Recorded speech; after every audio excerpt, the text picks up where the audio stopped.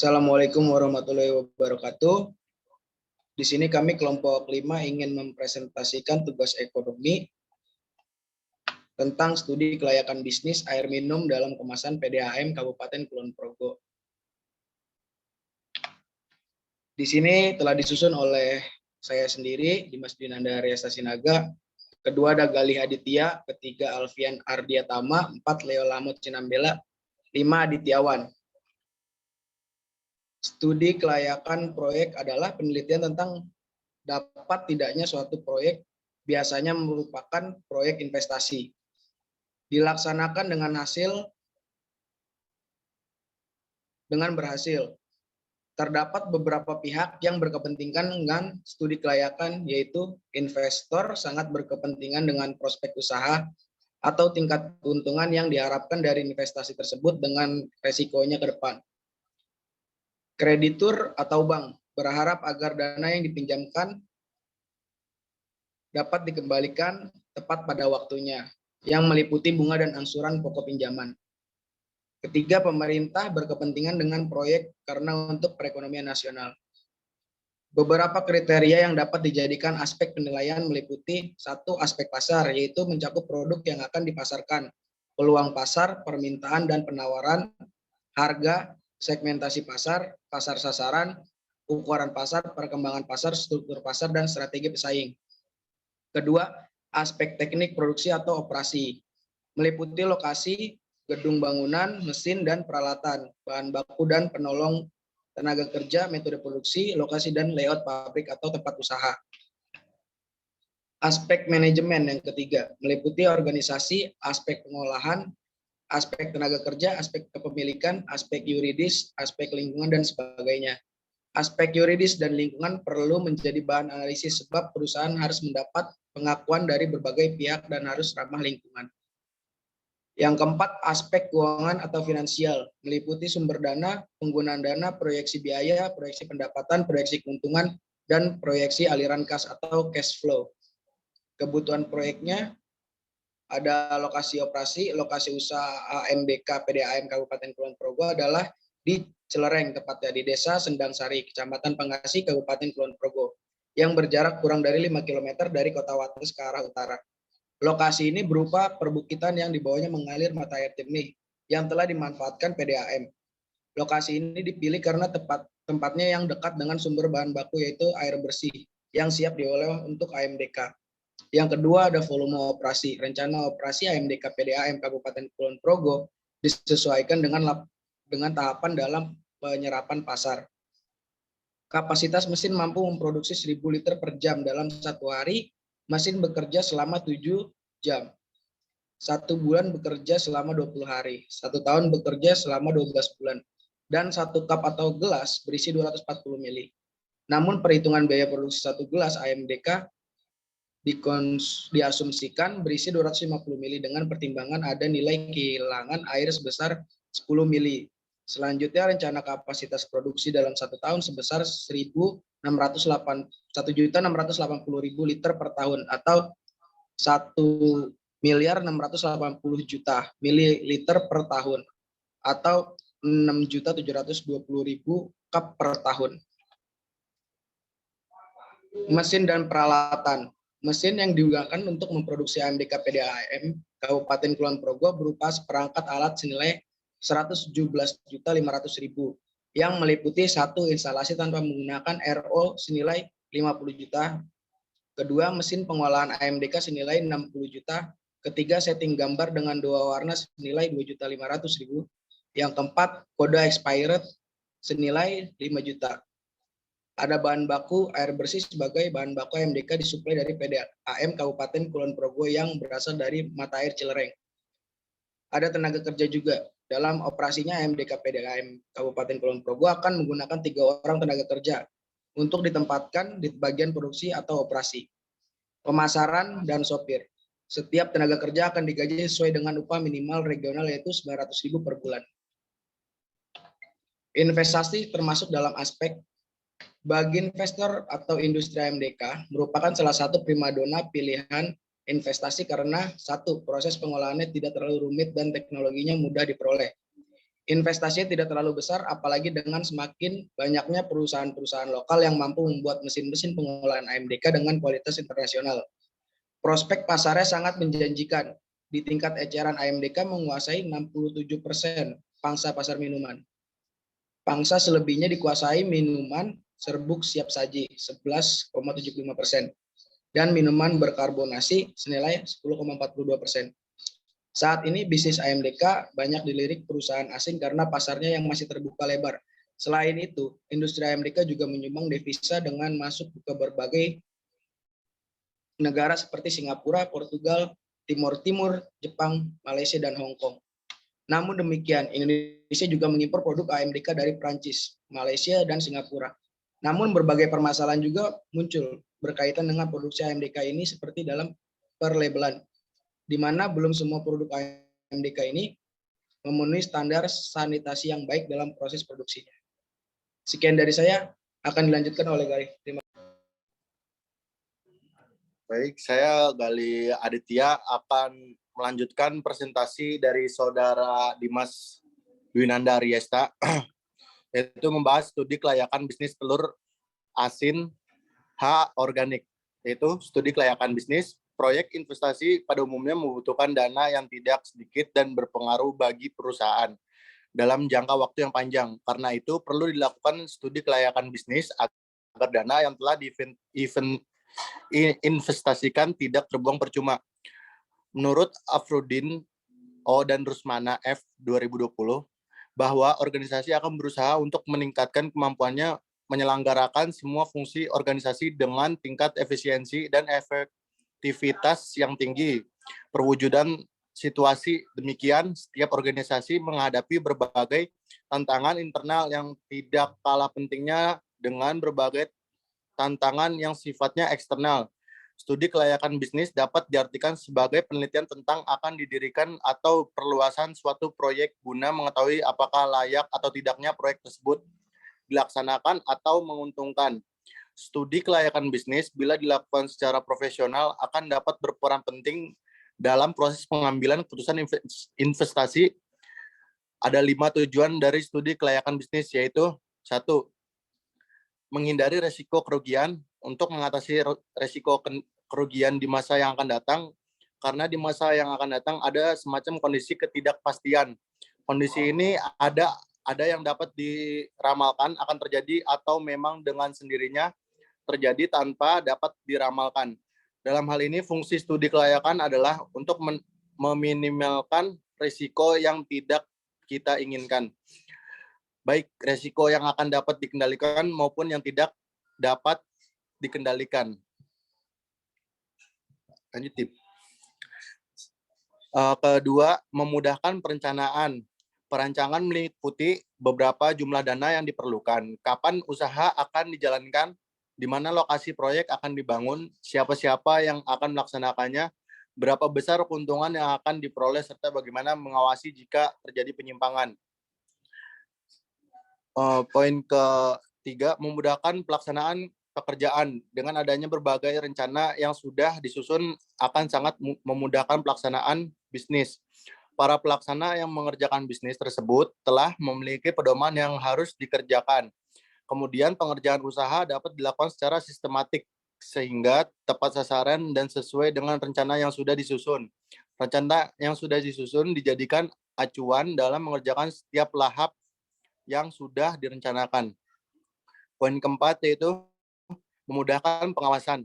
Dengan telah dilaksanakan suatu usaha atau proyek sesuai dengan rencana yang sudah disusun, maka akan memudahkan perusahaan untuk melakukan pengawasan terhadap jalannya usaha. Pengawasan ini perlu dilakukan agar pelaksanaan usaha tidak melenceng dari rencana yang telah disusun.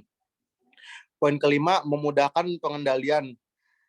Jika dalam pelaksanaan pekerjaan telah dilakukan pengawasan, maka apabila terjadi suatu penyimpangan akan mudah terdeteksi, sehingga akan dapat dilakukan pengendalian atas penyimpangan tersebut. Tujuan pengendalian adalah untuk mengembalikan pelaksanaan pekerjaan yang melenceng ke rel yang sesungguhnya, sehingga pada akhirnya tujuan perusahaan akan tercapai. Baik, terima kasih. Presentasi ini akan dilanjutkan oleh Saudara Alfian Arditama. Ya, saya akan melanjutkan presentasi dari Galih Aditya. Faktor-faktor yang mempengaruhi kegiatan penjualan yaitu satu, kondisi dan kemampuan penjual transaksi jual beli atau pemindahan hak milik secara komersial atas barang dan jasa itu pada prinsipnya melibatkan dua pihak, yaitu penjual sebagai pihak pertama dan pembeli sebagai pihak kedua. Penjual harus dapat meyakinkan kepada pembeli agar dapat berhasil mencapai sasaran penjualan yang diharapkan oleh konsumen. Penjual harus memahami beberapa masalah penting yang sangat berkaitan, yakni jenis dan karakteristik barang yang ditawarkan, harga produk, syarat penjualan seperti pembayaran, penghantaran barang, dan pelayanan purna jual, garansi, dan sebagainya. Yang kedua, kondisi pasar sebagai kelompok pembeli atau pihak yang menjadi sasaran dalam penjualan dapat pula mempengaruhi kegiatan penjualannya. Adapun faktor-faktor kondisi pasar yang perlu diperhatikan adalah yang A, jenis pasarnya, apakah pasar konsumen, pasar industri, pasar penjual, pasar pemerintahan, ataukah pasar internasional. Yang B, kelompok pembeli atau segmen pasarnya. Poin C, daya belinya. Poin D, frekuensi pembeliannya. Yang terakhir, poin E, keinginan kebutuhan. Model. Yang ketiga, model apabila barang yang dijual belum diketahui oleh pembeli, maka penjual harus memperkenalkan dulu atau membawa barangnya ke tempat pembeli. Untuk melaksanakan maksud tersebut, diperlukan adanya sarana serta usaha seperti alat transport, tempat peragaan baik di dalam perusahaan maupun di luar perusahaan, usaha promosi, dan sebagainya. Semua ini hanya dapat dilakukan apabila penjual memiliki sejumlah modal untuk itu. Yang keempat, kondisi organisasi perusahaan pada perusahaan besar. Bagian penjualan ditangani oleh orang yang telah ahli di bidang penjualan. Lain halnya dengan usaha kecil yang dimana bagian penjualannya ditangani oleh orang yang melakukan fungsi-fungsi lain. Hal ini disebabkan karena jumlah tenaga kerjanya yang sedikit. Sistem organisasinya lebih sederhana. Masalah yang dihadapi serta sarana yang dimilikinya juga ditangani sendiri oleh pimpinan dan tidak diberikan kepada orang lain. Yang kelima, faktor lain yang mempengaruhi penjualan seperti periklanan, peragaan, kampanye, dan pemberian hadiah. Untuk melaksanakan promosi diperlukan dana yang tidak sedikit dan hanya dapat dilakukan oleh perusahaan yang bermodal kuat. Kegiatan ini dilakukan secara rutin, namun sebagian perusahaan lebih berpegang pada prinsip paling penting membuat barang yang berkualitas baik. Bila mana prinsip tersebut dilaksanakan, maka diharapkan pembeli akan membeli barang yang sama. Sekian presentasi dari saya dan akan dilanjutkan oleh Mas Adityawan. Silahkan.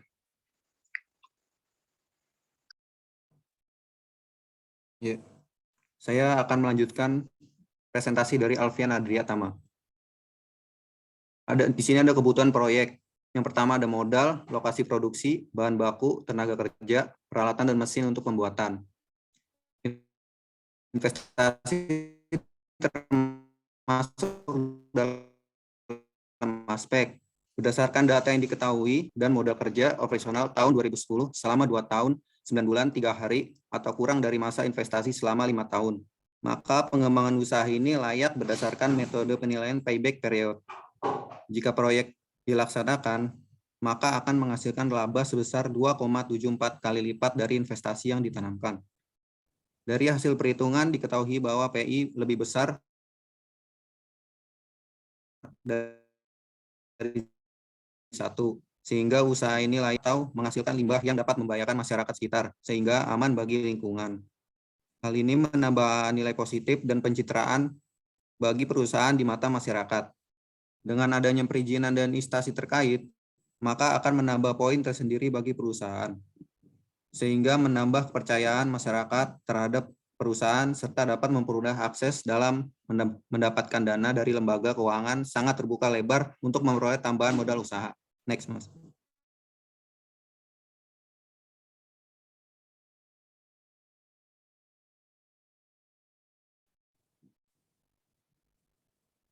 Next.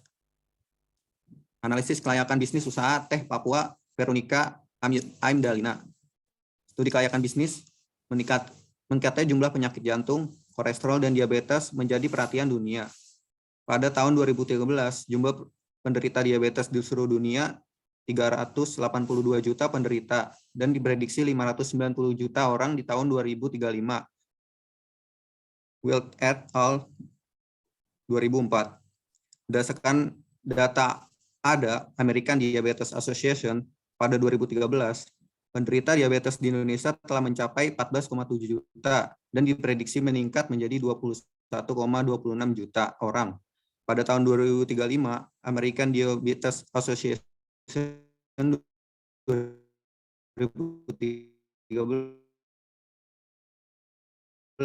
diabetes yaitu dependent diabetes mellitus IDDM, non-insulin dependent diabetes mellitus NIIDDM, diabetes mellitus sindrom kelainan genetik, fungsi sel B, diabetes mellitus yang terjadi selama kehamilan Akinola et al. 2009, DM tipe merupakan penyakit metabolitik kronik yang berkaitan dengan gaya hidup. Berbagai macam teh dapat dimanfaatkan sebagai bahan pangan maupun bahan obat anti diabetes. Salah satu tanaman yang dapat dijadikan bahan obat dan dihidangkan adalah tanaman teh Papua Veronica Aimdalina. Tanaman teh Papua dapat dimanfaatkan sebagai tanaman obat karena memberikan banyak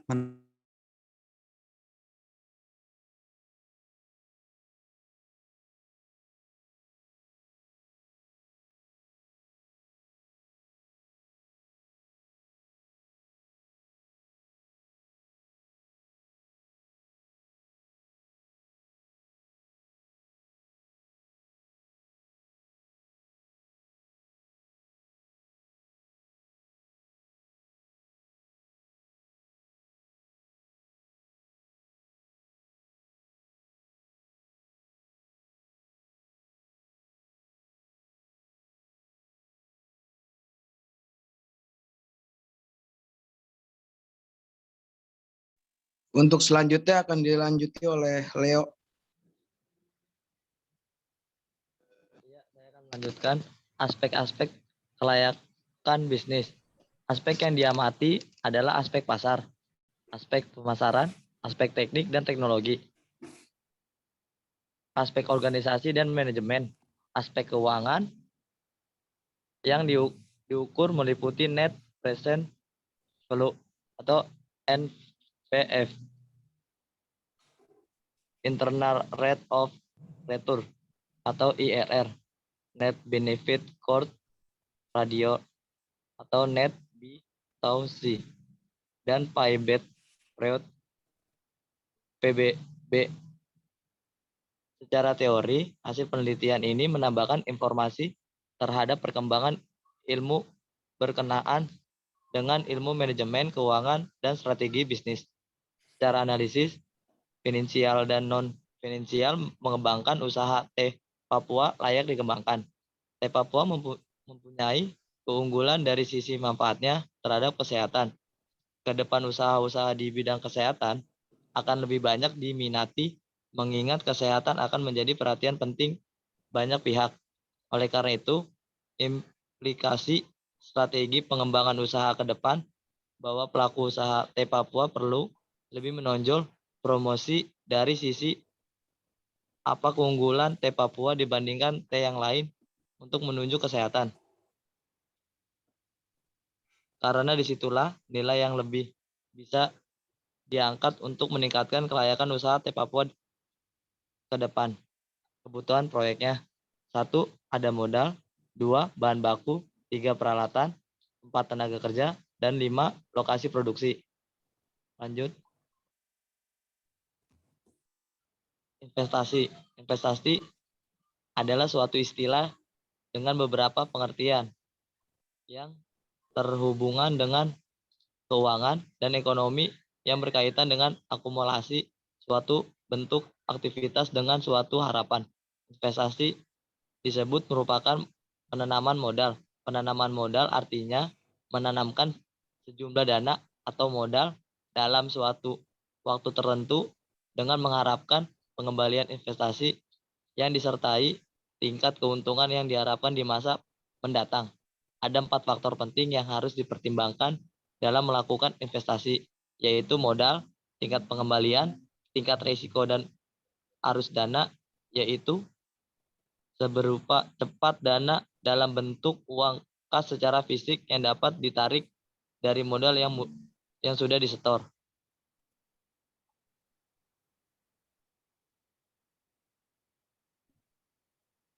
Udah, ada lagi nggak? Udah selesai. Ya, Oke, terima demikian. kasih. Sekian dari presentasi kelompok 5. Assalamualaikum warahmatullahi wabarakatuh. Kurang lebihnya mohon maaf. Terima kasih.